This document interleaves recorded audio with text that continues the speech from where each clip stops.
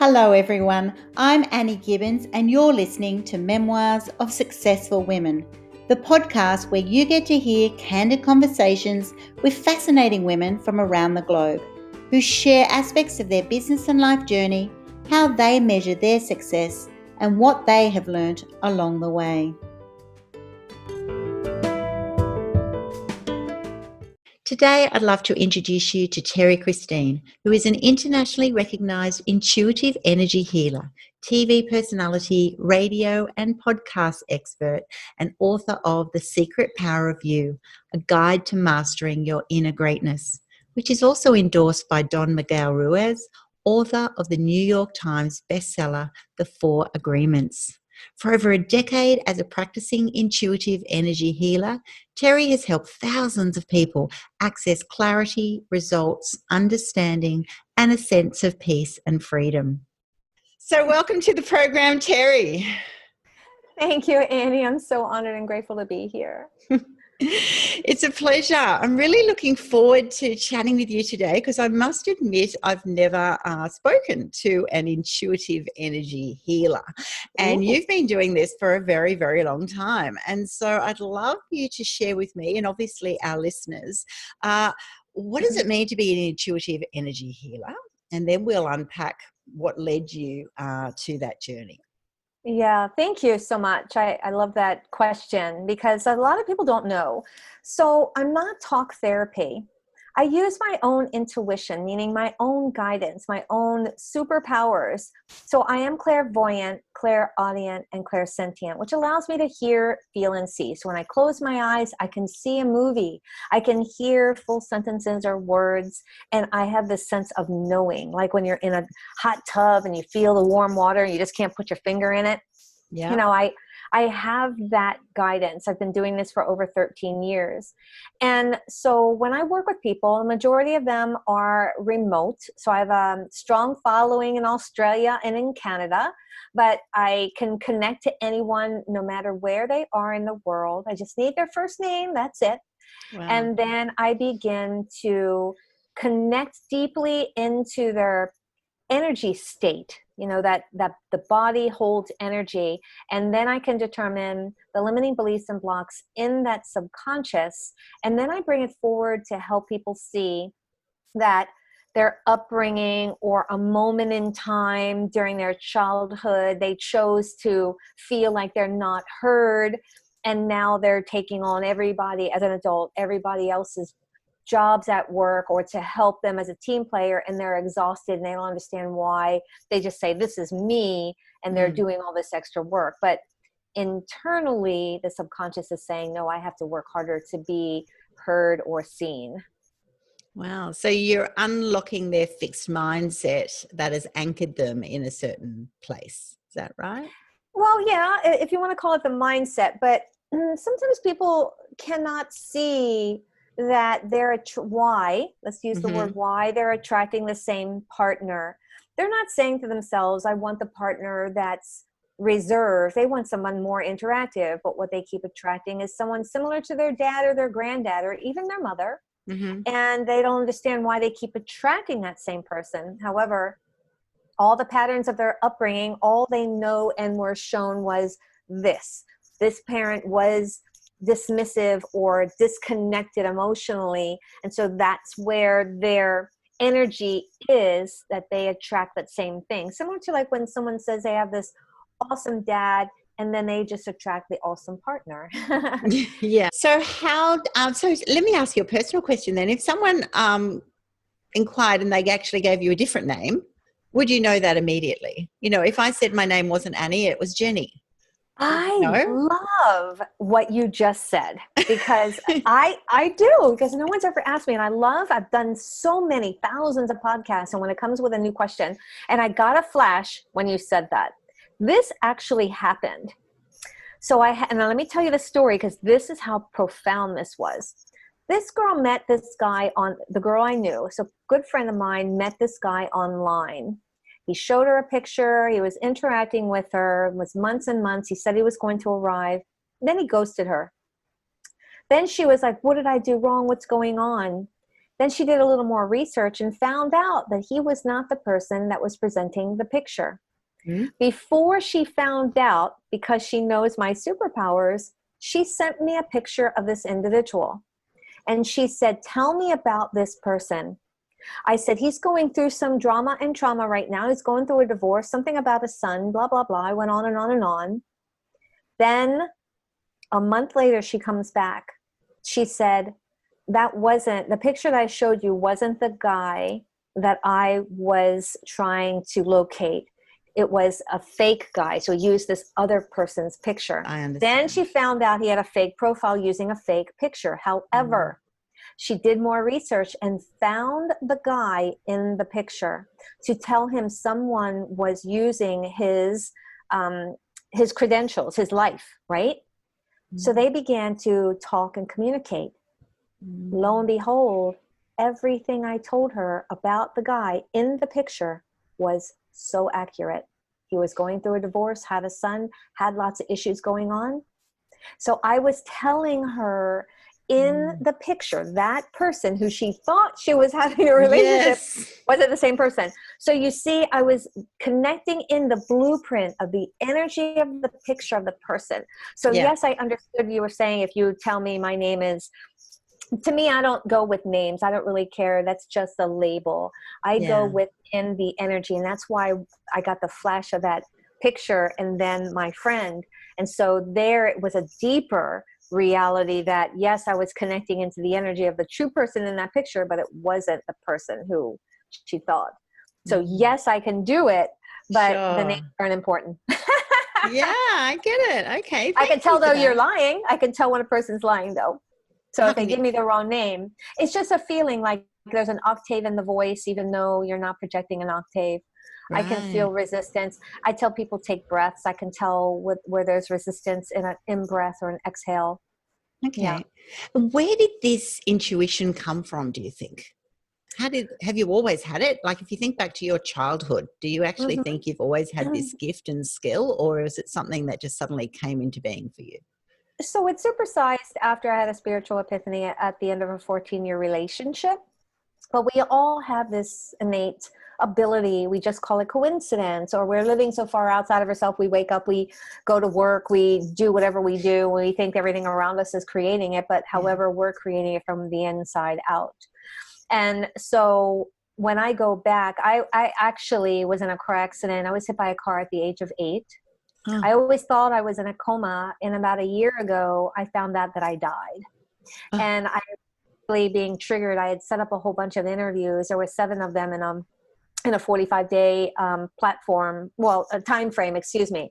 But these platforms were very big. It was Hay House that I ended up being on, and several other very big platforms, and each one started rescheduling. And to me, I see that as a block. Like, what is happening, right? And it's a pattern. And then people would say, oh, there's no coincidence. People are just, they're canceling for a reason. But for me, because I'm so high vibration, I'm like, nope, there's something going on, something that's holding me into being where I want to be. And so I ended up seeing a sound healer, and he actually went through, and he was just helping me clear some of the limiting beliefs through tuning forks. And I actually went through the whole process of the car accident, dying, going to heaven, seeing God and Archangel Michael, coming back into my body, and my body actually feeling like it went through a car accident. I was in so much pain. It was crazy.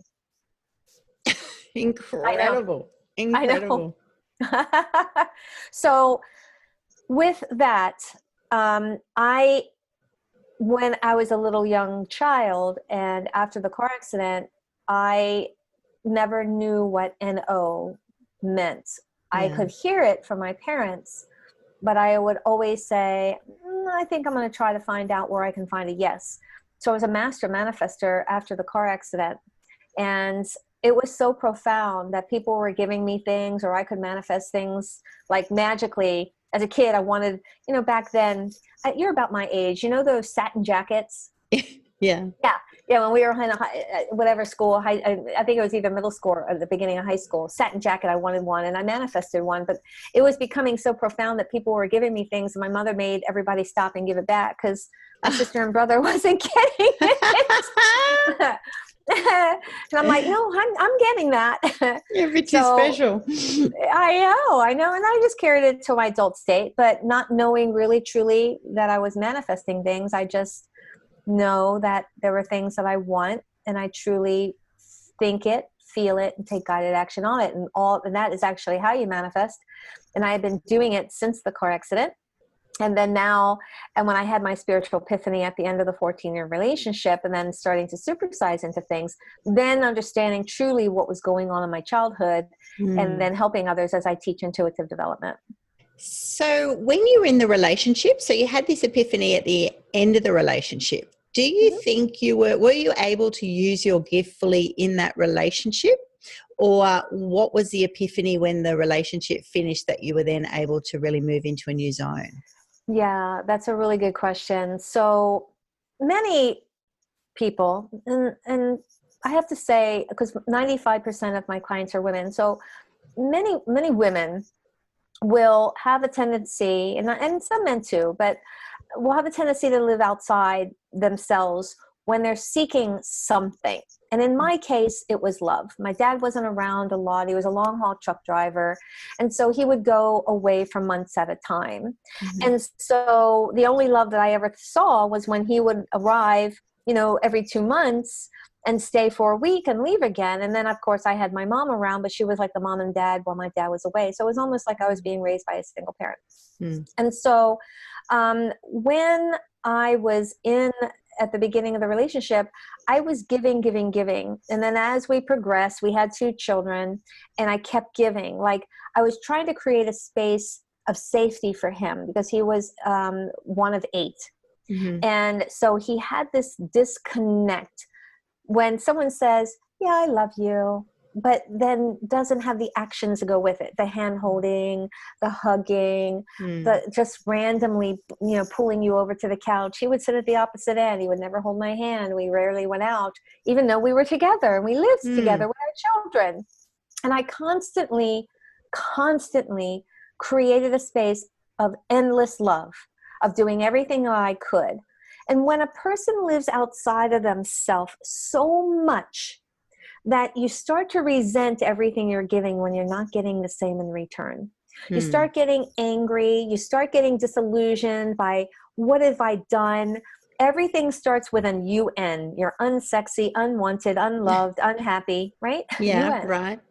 And then it got to the point where I was really not happy with myself. And I got deeper and deeper into depression, into despair, into not wanting to live, actually, even though we had 2 amazing, beautiful little girls. And at the end, it was 3 months before the end, I woke up at 3 a.m. And even though, I was crying every night the last year, so much so my eyes were swollen shut. I was just telling everybody I had allergies. I cried. Yep. And I cried hysterically, not just a little weeping. And it would go on for hours before I went to bed. And I woke up and I said, I'm done. And I remember climbing into the bathroom, and I remember saying, I have nothing left. And if this is what life is, I have nothing left. And so I remember that the tiles were so cold, and I remember that I didn't even feel them. After I said, just stop my heart, I couldn't kill myself. I know that we see in media and out there that people do it. But I was anchored into my 2 kids. I would rather have had somebody else do it. Like if I could have been, kind of taken out by whatever else. But I wanted God to just stop my heart, and I would have been fine. I didn't want to feel pain. I just wanted to end the pain that I was going through, or what I felt I was going through. And then so as I was feeling the cold tiles and crying hysterically, saying, God, please, now I put so much intent that I knew my heart was going to stop. But there was so much intent behind it that I actually came out of my body. I couldn't feel the floor. My eyes were closed and I could see stars so close I thought I could touch them. I had this damp taste and this dampness around me, like when you're in a cave, kind of that feeling. But then it was so expanded and stars so close. And then all of a sudden I heard 3 simple words: love, will come. It was just like that, very masculine, vibrating when it said it. I couldn't tell where it was from because it was all around me. And then I went, oh my God, because when you have someone so down in feeling, in despair, frustration, anger, rage, I had it all, and not wanting to live, I was at the lowest of low. When you lift even a little, even to hope, it catapults you. And so when I had that, I was like, and then I came back into my body, and I'm like a cat, you know, like, whoa, waking up. And I got up off the floor and I went back to bed, and the next morning everything changed. Like I wanted to go to the bookstore, and you know, I was the mom taking care of everything. He wanted to live in a 1940 style environment. Like he'd come home from work, dinner's on the table, you know, you got the apron, what's for dinner, and clean the dishes. I'm going to read the paper. Oh yeah, he set it all up. And it was not 1940s, so I'm not that old. And then, so I would read like a book a year because I took care of everything in the house and the kids, and he took care of everything outside the house and worked as well as I worked as well. And so when I went to the bookstore, I came back with a cart, like a shopping cart full of books. And I started reading 2 and 3 a week. I am not kidding you. I would skim through them, and I would like, oh my God, this resonates. Yes.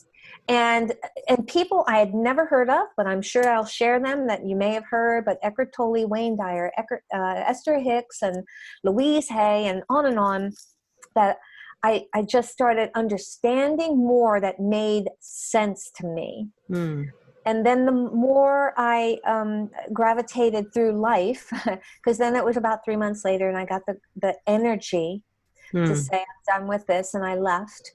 But then I started supersizing into all sorts of things. But people were coming to me at grocery stores with crazy stories, like random. I'm picking fruit, and they're coming to me, really. And then a woman would say, you know, I know you don't know me, but you look like I could safely tell you, and my husband's beating me. I don't know where to go. And she never asked me for money. She never asked me for anything other than to share a story. And random, like another woman not having any money, and her house getting ready to be taken away from her. And then I realized after so many of these stories, because I thought, this is weird. I was in corporate. This is weird. This is really weird. Exactly. And then I understood that I'm not alone in my thoughts, that I am not really alone. And everyone's coming to me saying they're alone. We're not alone. And then, you know, I started resonating with like, you know, what's this Reiki stuff? So I started and I took a course, and I call that the lily pad for energy work. You know, we have to start somewhere to jump somewhere else. Yeah. And then, you know, all of these others. And then I took a 9-month intuitive development course, and I truly got, you know, meditated to a deep level to understand what meditation really is about, mindset courses and various other things. And then when I got to the state of really helping people, I spent 5 years on a psychic website as an advisor. I do talk to dead people. So there's quite a few things that, you know, I wanted to be a know-it-all who had it all, sees it all, feels it all, loves it all. And when it comes to energy work, I feel like I wanted to be able to help people in various different ways of their life. Does anything scare you? There's a hesitation, and no one's ever asked me that. Wow, I love your questions. I've been doing this for a long time. Does anything scare me?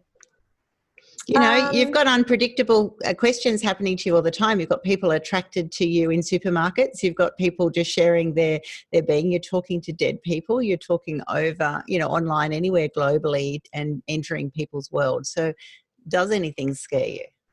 Yeah. You know, when it comes to energy work, I mean, I have been on platforms where they're very spiritual and the paranormal and all of that. And I could tell you some really things that would probably have half your listeners running out the door thinking their hair's on fire, because I've experienced it. But I wasn't scared at the time because of the guidance that I get from a higher source, meaning I feel protected, I feel loved, I feel cherished, I feel honored, I feel supported. But I do get into the human form, like, where's my next client coming? Yeah. But is that a sense of fear? No, because it's just an old pattern that we have to see a client, or we have to have that money in the bank to think that's our reality, when I'm a master manifestor and I create my reality. And so to answer your question, now that I've taken a minute to think, because, I had to go up and think, I really don't feel like I'm afraid of anything. I can see on some people where their deceased father might be standing behind them, but that doesn't scare me. I know that there are lower vibrational beings. I have felt them, but then I just shoo them away like a fly on the wall because that's not part of where I operate.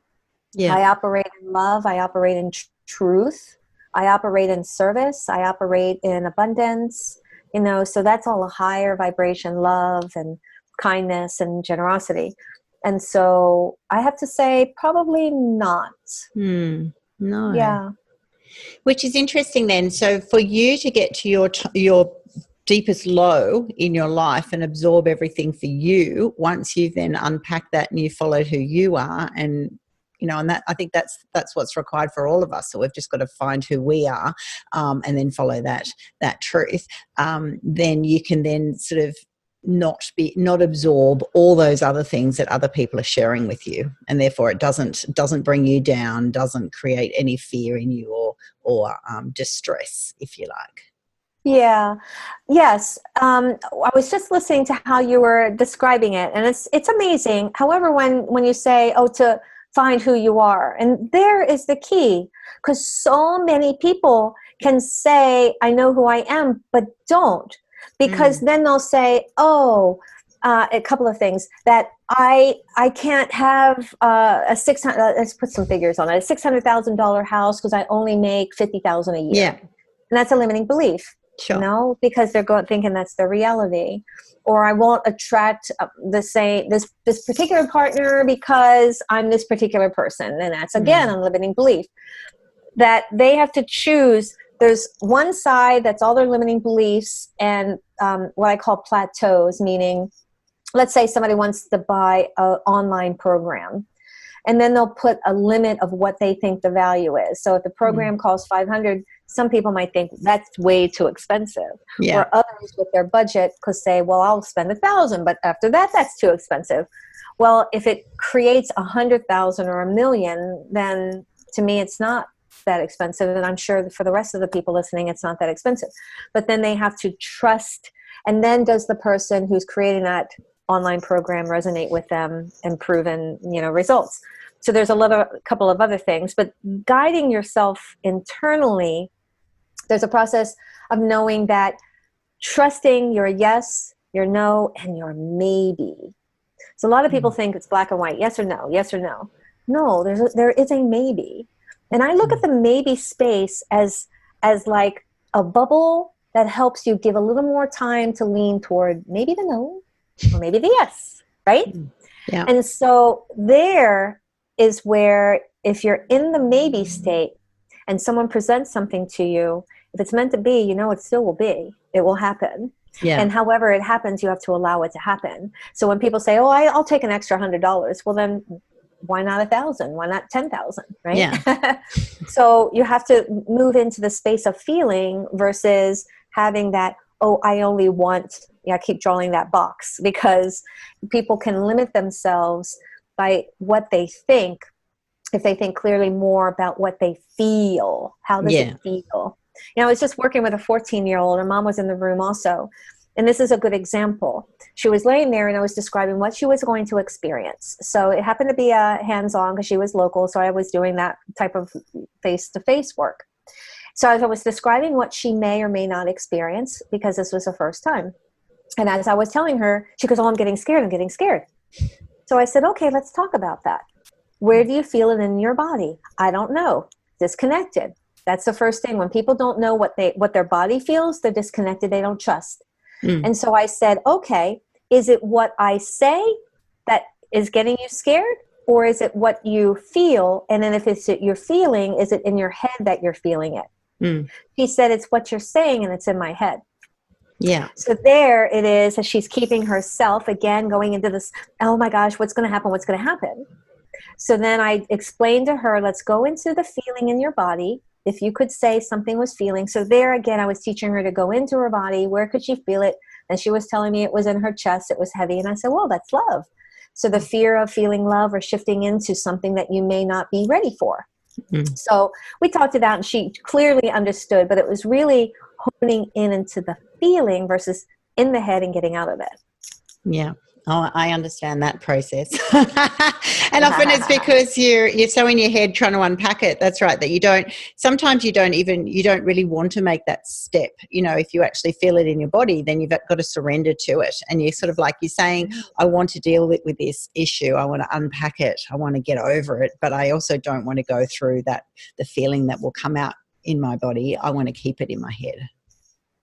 That's right. Because again, the fear of what will happen in the end, what will I turn into? Will people still like me if I end up being more of who I want to be? Yes, right? This could change me. Yes. Yeah. I know. I've gone through this process because I've actually got a biography coming out. I'll give it a plug, Becoming Annie, the biography of a curious woman. And it's coming out in the next few days. And so I've been through this process of, unpacking all the stages of becoming. And every stage of becoming that next version of yourself does come with excitement, but it can often come with a bit of a, oh my goodness, who am I becoming? And what will other people think? And what if they don't like me? And all those sorts of insecurities can come up while you're being bold and sort of taking the next steps for yourself. There's always consequences, and it's sort of like we want it all. We want to move forward in the best ability, and we also want to hold on to all the things that we have valued, but it's also sometimes a choice to going, well, maybe you enjoyed them at that time, but they're not going to come in the next stage of your journey. And so it's a really quite an amazing experience, actually. I was also talking about the limited beliefs or the mindsets. I was having a funny conversation with my husband this morning about the book, because he sort of said, oh wow, imagine one day when I'm out and I pass by a lifeline, which is kind of like, you'd probably call it a flea market or something. I see your book lying there, and I looked at him and went, oh my gosh, you should be thinking, wait till you go to the bookshop and you see it in the number of the top 10. It was just really interesting. I went, wow, that's just separated our mindset. Like, I'm a big vision, what is possible? Wow, this could be like amazing. Don't limit where it could go. And he's like, I'm so proud of my wife, but it could be, wouldn't it be great if she'd sold some and then I just saw it out somewhere? I'm like, oh, that's really interesting. But actually, I like the way he thinks, because you said out there anywhere, and that can be anywhere, right? I actually found, I've written a book as well, but it's been out. And, when you go on the Amazon, you can see, when they have the used ones. And I said, oh my gosh, someone has given my book to wherever it was, like a Goodwill or one of those bookstores or something like that, as a used copy. And I said, oh, that's awesome that it's being recirculated. Yes. Passing on that message and love. Wow. So let's get back then over to your business. How did you get this personal, gift, skill, talent?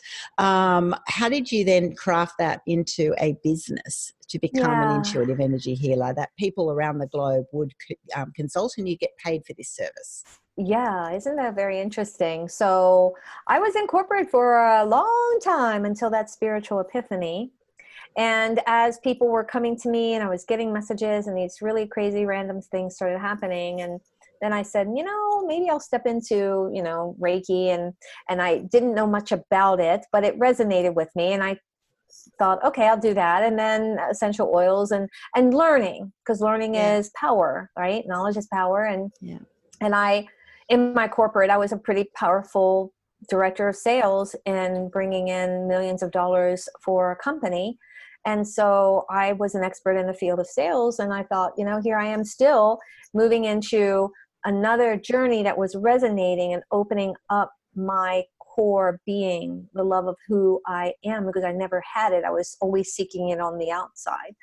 And then over time, as I was learning these things and then taking an intuitive development course and all of that, I realized that And this is what I say. I realized that I didn't have me back then. I didn't. And so I had some major pain, major emotional pain going on that I didn't want to live. And then I realized, you know what? If anyone works with me, it's okay to go through that pain once, but you do not have to go through it twice, because now I am present and now I am here. Yeah. And so that's my mission and power and, passion, is to make sure that a person doesn't have to experience such emotional pain that can turn into physical pain. Yeah. And then to help them shift into feeling more empowered within themselves. Okay. So tell me about, not obviously using names, the types of clients that you then work with now. What would be a couple of their examples of why they would come to you? Yeah. Okay. So there's quite a few different. I've had a nurse practitioner, because she said that she wanted to change the way nursing was. She is so amazing. Wow. And here's an example. Yeah. Old woman. Love it. Yes. I love it too. She came to me very cynical. And she said that's the way the medical industry is, to separate their feelings and emotions toward, because it was always death in front of them. Yeah. And because she worked in the ER. And so she now was able to communicate with people that were in a coma. She could understand what they were going through and their family members and what they wanted to share. She actually now has transitioned out of the hospital and works for a pain management clinic. And so I taught her how to remote scan bodies, how to see where pain is, and that she'll go right up to the person. She walks in the room. She goes, touches it. This is where your pain is. She injects the needle and they're done in one treatment. So much so that the medical center that she was working or is working at wanted to know why the people were only coming one time when they're supposed to have 4 or 5 treatments. Yes. She's not good for business. Well, but she's good for health.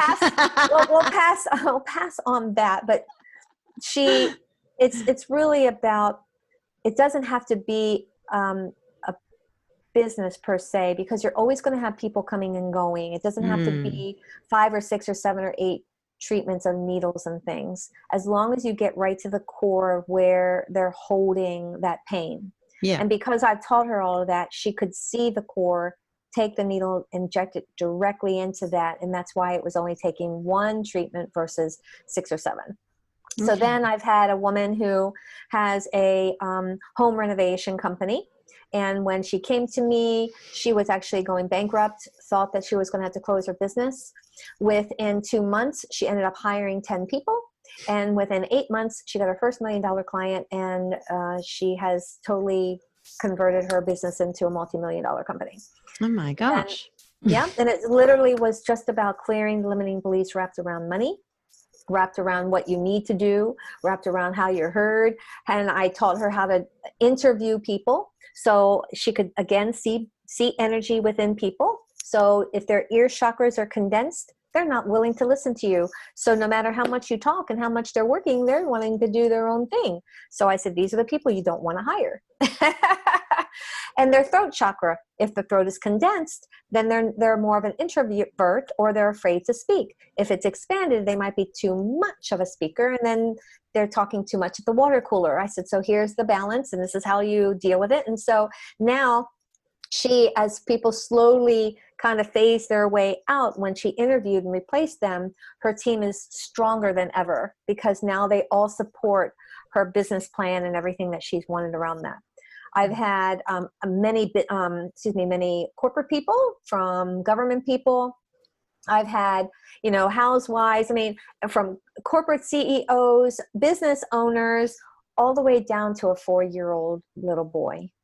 And the little boy came to me, and that was a very interesting story. And I don't want to tell you the various different elements, but his mother, I'll shorten the story, but he ended up choking on a piece of candy. Mother was a nurse, was able to do the Heimlich. She took him, he stopped eating for many days. Took him to the pediatrician. What do we do? Pediatrician recommended him to one of my clients, who is a mental health provider. She in turn recommended him to me. And so I just cleared the energy out of his throat, because by the time he came to me, he had not eaten in 4 days. He was afraid he was going to die. Yeah. And so I just cleared the energy from his throat so that he would feel safe and know that food is good and not bad. And it worked for a couple of days, but there was something there. And I told the mom, be careful. Because again, the psychic part of me also, I said, there's going to be a trigger if he sees a piece of candy like that. 3 days later, there was that piece of candy. She called me. She says, you warned me. And I forgot. And it was close to Easter. And the same piece of candy was in an Easter egg.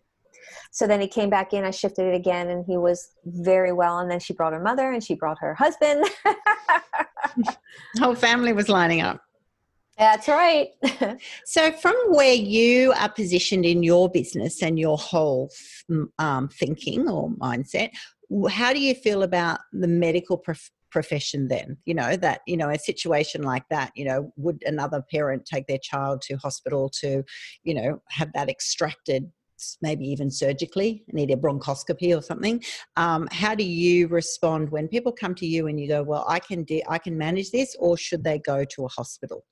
How do you, because that's quite a dilemma, isn't it? You obviously, or is it not? Not for me, because here's a perfect example. So I have several women that end up literally dragging their husbands who are close to their deathbed because the doctors can't figure out what's the matter with them. Mm-hmm. And it's happened twice now, most recently. And this one was pretty profound.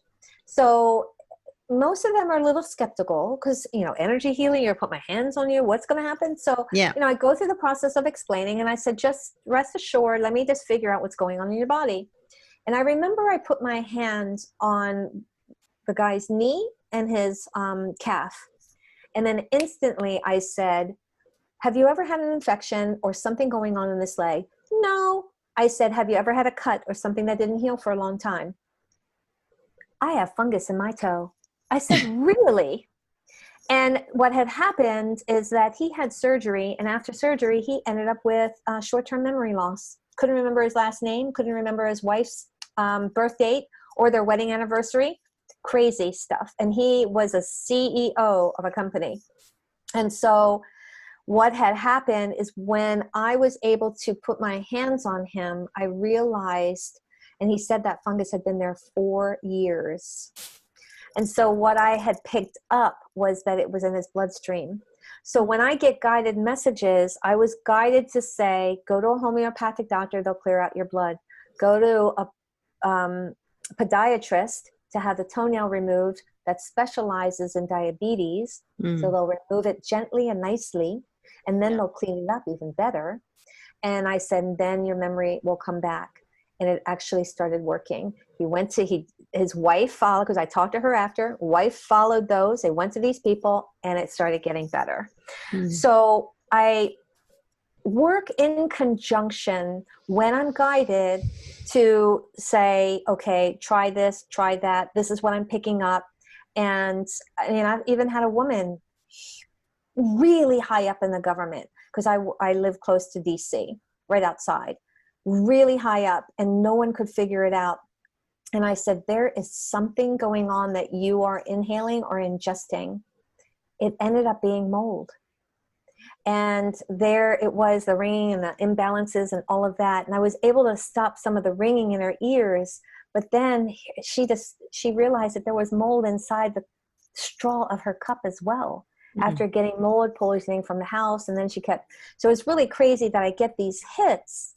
And then it's pieces of the puzzle to put it together. And then I just allow myself to get answers, and it's just their choice to step into what I suggest. Yeah. Thank so you to for answer sharing. that, well, you're welcome. But Big variety. I work in conjunction depending on what the problem. If it's a physical pains or issues with the body, but the emotional part, I actually work with psychotherapists, clinical social workers in providing a support mechanism for their clients on the mental health part of it. So it's they find that the clients are healing in a shorter period of time versus having this lengthy talk sessions to where it's years and years, it ends up being shorter and shorter now when I'm working with them. What do you find is the biggest challenge for your role when working with people? I would say trusting the work that I do. Because and that's how I always end up when people do step in and we finish however many sessions we have, I always say, thank you for trusting me and supporting the work that I do. Because they have to be able to trust that I can help them, because the value is, investing and receiving the end result. So the ebb and flow of the value. So once they trust, I can do the work. Yeah. Yeah. If they don't trust you and they block, is it worth even continuing on, or is it worth saying you come back when you're ready? I pretty much say, until you can shift what you're saying and how you're thinking, it's not going to work. I'm very truthful. It's very transparent. I will not continue to work with a person who's going to fight me. It doesn't work for both them and for me. And I want them to love me in the end. And if I can't give them what they want as the end result, they're not going to love me. Yeah. So this podcast is called Memoirs of Successful Women. So what do you see as success? Is it something that you feel? Is it something that you decide, it's words, it's money, it's people that you've shared with, it's the impact that you've had? What is success to you? Creativity. Because a person can create what they truly want and desire. So if you're saying, oh, I'd be so happy if I lived on a house right on the water. But when they start quieting down, when you're in that house, what do you feel like? How does that feel to you? What does that life in that world look like? So all of a sudden, maybe the house on the water isn't a big thing. It's the happiness of being with a partner and maybe traveling a little bit. So creating all of that. So the creativity and the trust in stepping into creation, right? That's success. The end result of creation. I love that because my program is all about getting the right success, balance, and happiness. And so I've used those three words because for me that's exactly what it is. It's saying success in what you see it is in terms of, most people come to me and they'll go, well, I want to grow my business this way, or I want to invest in my relationships or my marriage, or sort of get a certain job or position or whatever. They've got their views of what success is, but then, they also then, want balanced. And at the end of the day, you want to be happy. So I think, I love that word. I'm going to really ponder on that. It's all the result of creativity and creating the environment that you can flourish, and therefore whatever you're doing, you'll be succeeding. Yeah, absolutely. That's beautiful. So how do people find you, Terrie? The people listening on this program, how will they find you if they're wanting to connect with you? Oh, thank you so much. So don't forget to go to Amazon for my book, The Secret Power of You. You can also find me on Facebook. Everything is my name. So it's terriechristine.com. And Terrie is a little different. So it's Terrie,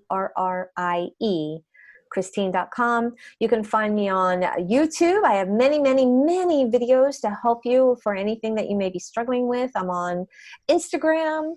I'm on Twitter. I'm on LinkedIn. You're everywhere. I am everywhere. I'm on thousands of podcasts, including this one. Fantastic. So it will not be hard to find, and on my platform I'll give all of your details so that when people are listening now they can just get them straight off the link. And so it's been wonderful sharing with you today. I've certainly tapped into a whole nother space that I've never really pondered before, and it's going to give me a lot to think about. And I really thank you for the breadth of your sharing and the value that you've given to other people to start thinking about. So thank you so much. Oh, Annie, thank you. Thank you for being open enough to allow the listeners to hear my side of the world, because it's kind of this world, and allowing me to be here to share my story. It's a pleasure.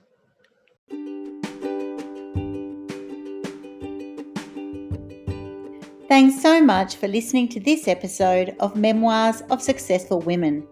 You can find me at anniegibbins.com, where you can download my free resources, get connected on social, and check out my online magic transformation program. If you love this show, feel free to subscribe to future episodes and, of course, share it with your friends. I'll see you again soon, and until then, happy podcasting.